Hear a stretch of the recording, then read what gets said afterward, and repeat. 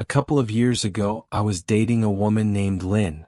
She was deeply enthusiastic about alternative medicine. It was such a strange obsession. In every other aspect, she was insightful and critical. Hell, she was a paralegal. She just had this one blind spot that I could never figure out, and it was a big part of her life. We were together for 2 years. During that time, she had me try all kinds of strange treatments and experiences.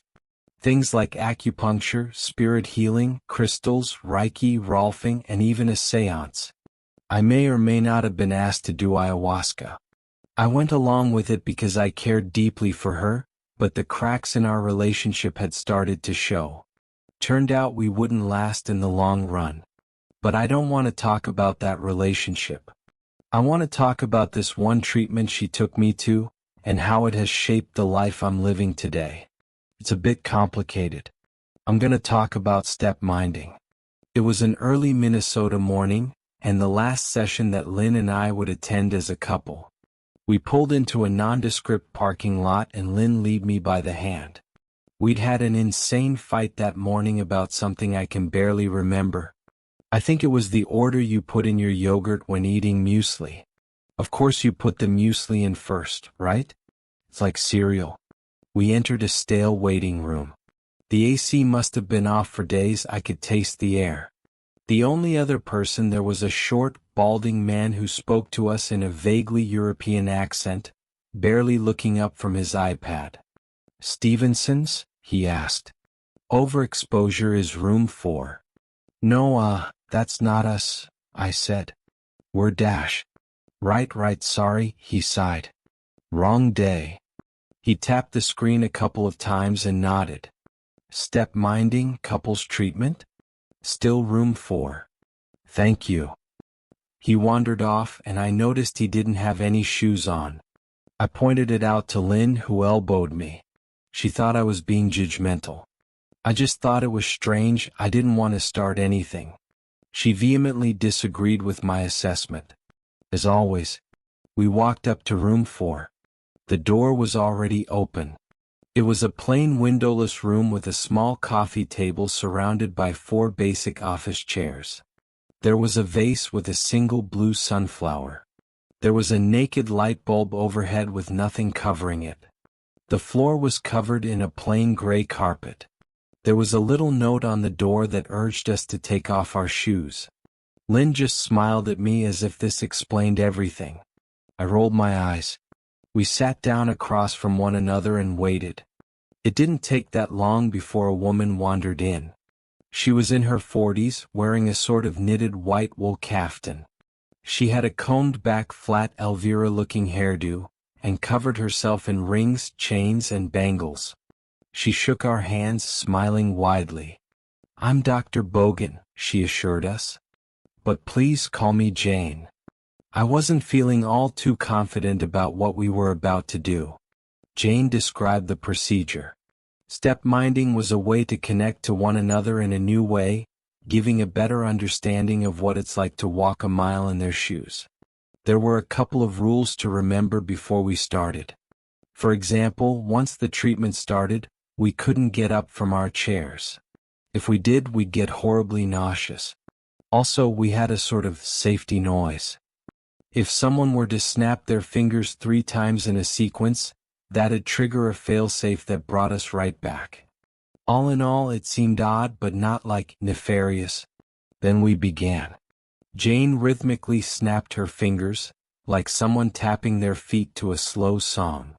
She spoke in a monotone voice, asking us to look down. "Look at your feet," she said. "Imagine the feeling of walking. The way your muscles contract and your knee bends. Think of how it makes you feel, and imagine the sound you think your body makes." I don't remember the exact wording of what she told us next, but I remember how it made me feel. Without moving, we were supposed to imagine standing up, stepping across and through the coffee table, and sitting down in the chair of the person on the other side, our spirit passing through them, occupying the same space. We were to imagine looking at ourselves through the eyes of the other. There was a breathing exercise following the rhythm of her fingers snapping. We joined our breaths, and Jane made us focus on each part of our body, leading from our toes up to the top of our heads. She called it materializing. We kept our eyes on our feet. Except slowly they weren't my feet anymore. Now look, Jane said. Look at yourself. I was looking down at Lynn's feet, but not through my eyes. I have a hard time describing the first sensation of step minding. Jane's fingers snapping stopped, and all of a sudden I was looking up at, well, myself. I was sitting in Lynn's chair. I was, for all intents and purposes, experiencing the world as Lynn. I was Lynn. My hands were smaller, more delicate. I was colder and my clothes were uncomfortable. Smell and taste felt different, and I had this gnawing hunger in the back of my stomach. My back ached and I could feel my long hair reaching halfway down my back. I wasn't just looking at Lynn's feet, I was Lynn. I can barely remember what I did. We talked and touched each other's hands, reassuring one another that we were actually experiencing this. Lynn was repeating the same thing over and over. That's me, she said. I'm looking at me. You're me. I'm you. We had a long discussion. I could feel air reverberating through my throat in a strange way. I spoke with Lynn's voice and it made my neck strain. I had to settle myself in her body, and there were so many details that just didn't click.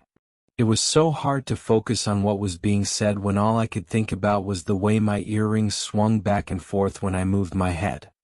But after about an hour, Jane snapped her fingers 3 times, and I was back in my chair in the blink of an eye. This is how I realized I was short-sighted. Lynn's vision had been perfect. I also felt bigger, heavier.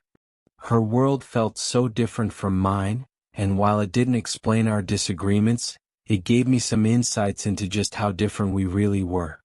I made a note to get new glasses. Still reeling from the experience, Lynn and I thanked Dr. Bogan and stepped out. We had a strange, disoriented talk in the parking lot and broke up. It was oddly amicable, as if we both understood that we were fundamentally incompatible. That was it. No drama, just, that's it. I thought about that day for weeks. It was so surreal. I mean, how do you go from a literal out-of-body experience and back to work on Monday morning? You can't pretend that nothing happened. I wanted to understand it. Like really understand it. I'd been to countless nonsensical treatments with Lynn, but this one had been the real deal. There was no denying it, even though I desperately tried to. A couple of weeks later, I returned to Dr. Bogan on my own. I wanted to talk to her about it. The science behind it, how it functioned, how it was performed, anything. And, of course, how had I never heard of step minding before? I met her on a rainy Wednesday afternoon. She sat me down and had her assistant offer me a cup of coffee. She explained it as calmly as she could. It was complicated, but essentially she explained it as something based on Raskian identity theory. The transfer of thought pattern through vocal mediation, exchanging vibrations and adapting electrical patterns in the brain. Every word sounded like nonsensical pseudoscience, but it didn't change the fact of what I'd experienced. And at the end of the day, that was the only thing that really mattered. I have to see it again, I said. I need to understand this. Funny you should say that, she smiled.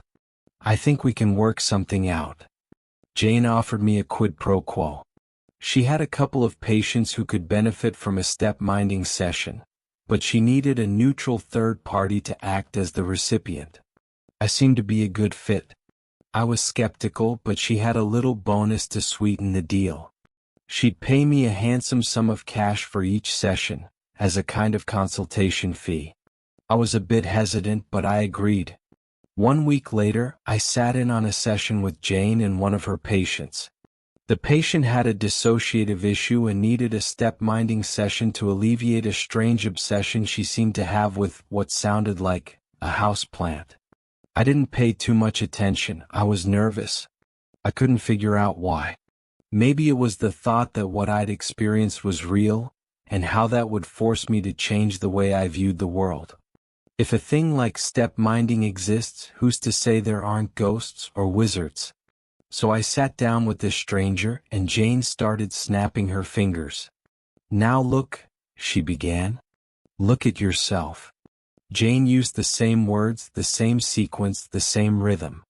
Stepping out of my body and into another, but the difference was palpable this time. Lynn had been calm and collected, but this woman was the opposite. Sitting in her body, my pulse was higher. My legs were shaking and my breathing was shallow. I was physically exhausted but mentally wired. Thoughts rushing 100 different ways at once, and I didn't even know why.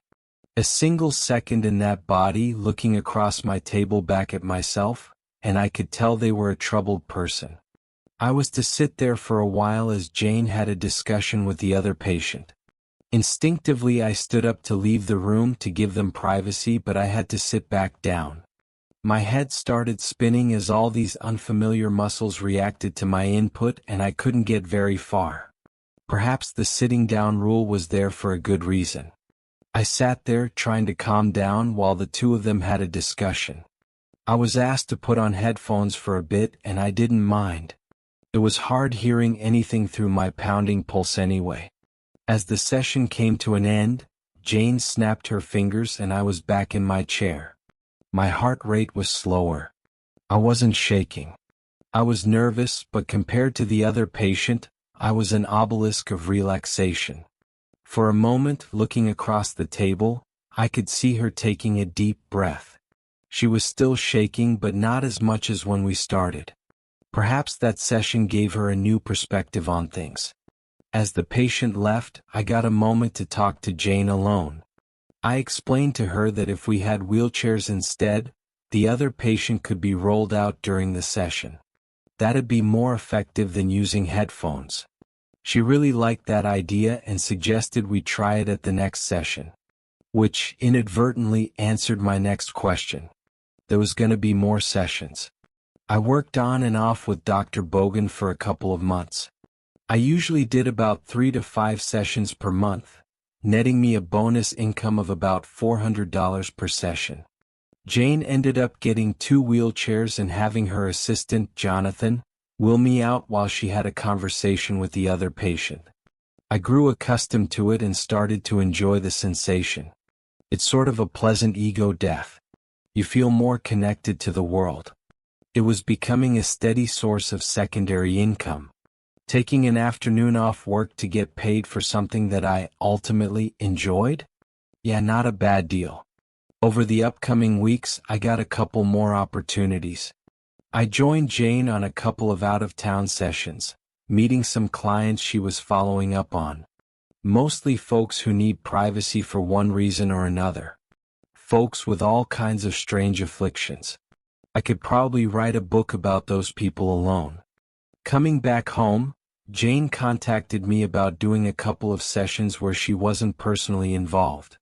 I was also asked to be the guide a couple of times, seeing as how I'd step-minded so many times and could recite the guiding words by heart.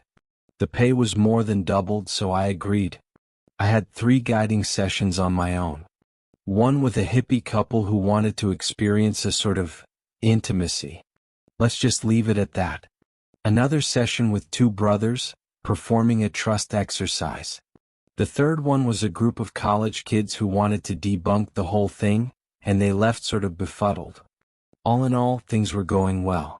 Then I got a call about being a neutral third party. I was going to perform a switch with a patient, but this time Jane wasn't involved at all. The customer went straight to me. It was a group of people who contacted me. They described it as their dad having a disorder, and that they wanted to try step-minding to sort of reset him. They'd arranged their own guide, so they just needed me as a neutral third party. Someone who wouldn't freak out about the process, as it might take a couple of hours to get through to him. It would be my longest session yet, but the pay was good and I'd tried a lot of things up until that point. I was ready. I met the client, Harold, at his home in southern St. Cloud. Big place, 3 floors. Gated property with both a pool and a tennis court. Modern architecture and heated floor tiles. The guide for the evening was a cheery woman in her 40s.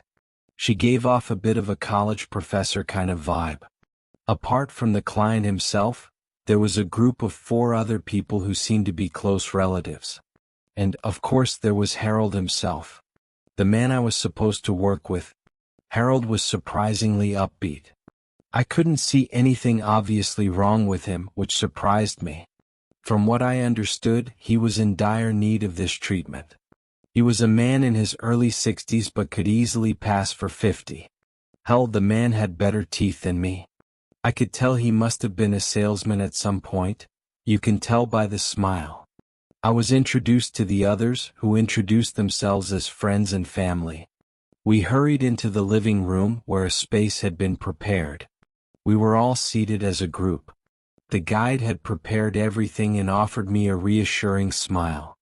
She took our hands, something that Jane usually didn't do. "I just want to make sure we're all feeling good about this," she said. "We good?" "We good," I nodded. "We're good," Harold agreed. And with that, the session was on. The guide snapped her fingers, lowered her voice, and took us down the mental road and across the table. By then, I knew the process. The right words with the right cadence at the right time. I sunk back in my chair looking at my feet and felt the world shift. After a while, my shoes looked different.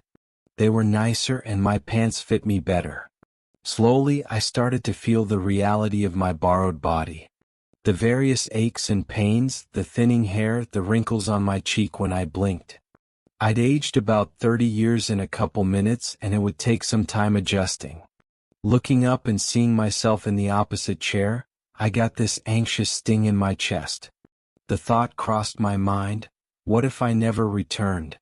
The guide excused herself and left. She'd done her job. The rest was up to Harold and his associates. But as soon as I heard the front door close, the air in the room shifted. Harold was sitting there looking like me, stretching his arms. The others joined us, making a circle. One of Harold's associates, a young woman who'd introduced herself as Hope, spoke to the both of us. She could easily have been his daughter. "How you feeling?" she asked. "Everyone okay?" "Yeah," I nodded. "You do what you gotta do." "So this works?" Harold asked. This is it? It's done?" "It's done," Hope smiled. Harold pulled out a gun. A well-polished revolver. I was the only one who reacted, flinching at the sight of it. The others didn't seem to care. I didn't know what to do. Should I be scared? So why was no one reacting? "So we just cut the cord then," he said. "And we're good to go." "Wait, what are you dash?" They were tricking me.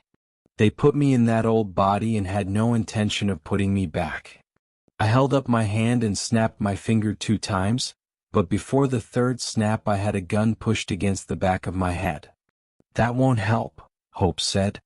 "We'll just kill you when you're you again." It's hard to describe what I felt in that moment. The fear was real, but there was also a longing to go back. Being out of your own body is like sleeping outside. You feel exposed and maladjusted. If you know it's just for a while, it's not that bad, but if there's a chance you can't go back, it becomes terrifying. Like getting lost in the woods. That's not even counting for the primal terror you feel from having a gun pointed at you. Harold seemed a bit confused, which made me realize that no one had explained the rules to him. That we couldn't get up, and that 3 snaps of a finger would cancel the effect. I got the impression that he thought this was, somehow, permanent. Looking at him, I could see a worry spread across his face. My face. "You said this was permanent?" he said, looking at Hope. "It is, as long as you don't do 3 finger snaps." "How's that gonna work when we cut him off?" "You're gonna have to make sure you're never around someone who snaps their fingers, Harold," she smiled. "That's not too much, is it? Do I have to remind you that I got the tapes to put you away?" Harold snarled back. "And that if anything were to happen to me, you're done?"